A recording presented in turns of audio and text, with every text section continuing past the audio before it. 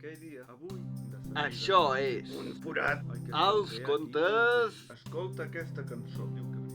d'en Ritchie. Genial. Història de 4 animals.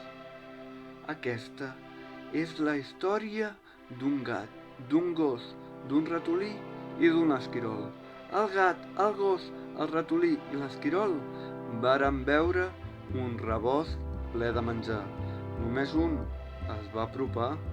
Quan l'amo del rebost va veure-ho tot buit, va exclamar: «Mare de Déu, Santa Senyora! Qui s'ha menjat les meves provisions?»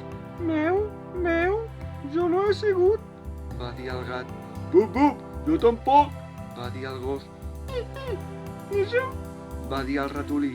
«Ric, jo sé qui s'ho ha menjat tot», va dir l'esquirol, que ho havia vist tot.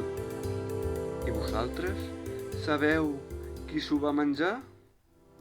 En els contes d'en Ritchie ens agrada donar suport a la gent que fa contingut, així que aquesta setmana donem suport a Aida de Tour. A la descripció d'aquest vídeo trobareu el seu canal.